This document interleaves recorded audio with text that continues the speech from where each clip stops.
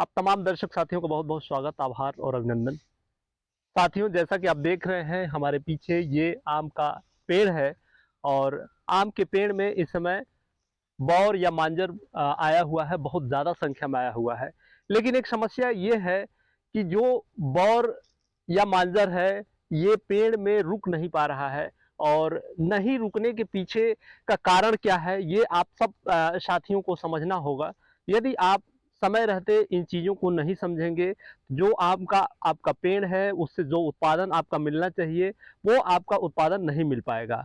आप देखिए किस तरह से जो ये बौर है, दिखाइए हमारे दर्शकों को पास से, ये सिर्फ छूते भर में है, इसको टच करते भर में ये कैस किस तरह से एकदम राख की तरह जो है हो जा रहा है और पूरा काला हो के पूरा बौर ये देखिए कितना कितना कमज़ोर हो गया। जो इसकी टहनियाँ हैं, जो इसके फूल हैं, ये सब खत्म हो चुके हैं, सूख गए हैं।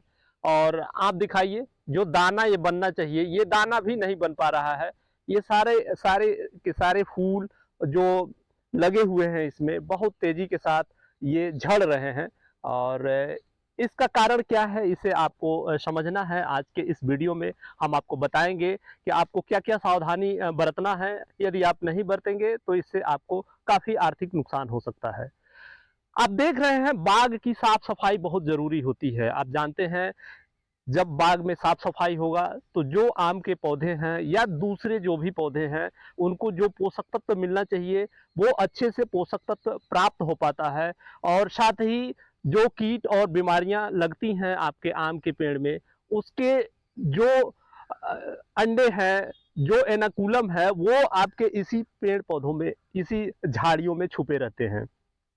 आप दिखाइए दर्शकों को कितना जो है इस आम के बगीचे में कितना ज़्यादा संख्या में जो साफ-सफाई होना चाहिए नहीं हो पाया है, बहुत ज़्यादा मात्रा में घास और दूसरे जो है पौधे उगे हुए हैं। मैंगो जो आपके आम का ये बौर है और ये इसके झड़ने का जो मुख्य कारण है, उसमें 2 कीट महत्वपूर्ण हैं, जो इस आम के रस को, इसके बौर को चूस ले रहे हैं। इनके चूसने की वजह से जो ये पत्तियाँ जो ये कोमल टहनियाँ हैं, जो ये डंठल है, जो इसका पुष्प है, ये सूख जा रहा है। पहला जो कीट है उसमें मैंगो मीलीबग है। मैंगो मीलीबग जो कीट है वो इस पे चिपका हुआ हो रहा है। सफ़ेद-सफ़ेद इसका पहचान होता है, पूरे टहनियों पर, पूरे पौधों पर ये चिपका रहता है और इससे रस चूसता रहता है। रस चूसने के कारण जो न्यूट्रिएंट यहाँ तक पहुँचना चाहिए ज़मीन के द्वारा, वो न्यूट्रिएंट पहुँच नहीं पाता है। उस सारे न्यूट्रिएंट को जो मैंगो मीलीबग है वो चूस लेता है और इस वजह से जो ये टहनियाँ हैं, जो ये फूल हैं, ये कमज़ोर हो जाते हैं और झड़ने लगते हैं। इसके साथ ही एक और इसमें बहुत ही भयानक कीट लगता है, उसका नाम है मैंगो हापर।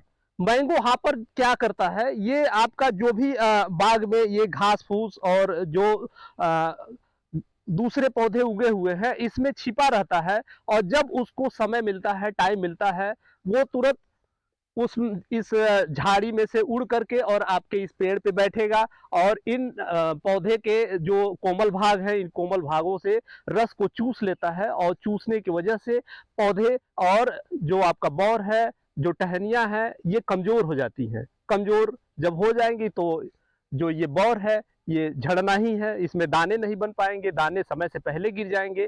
तो इस समस्या को आपको पहचानना है और समझना है कि क्या ऐसा कुछ उपाय किया जाए जिससे आपकी जो बाग का ये समस्या है इसका निवारण किया जा सके। तो किसान साथियों, बहुत आवश्यक है, बहुत ज़रूरी है कि आपका जो भी बाग है उस बाग में साफ-सफाई, सैनिटेशन की अच्छी व्यवस्था आप करिए, जिससे हवा और प्रकाश मिलता रहे और ज़मीन से जो भी पोषक तत्व आपके पौधे चाहे आम हो, चाहे अमरूद हो या जो भी जिस भी चीज़ का बाग है, उस बाग के पौधों को प्रॉपर मिलता रहे।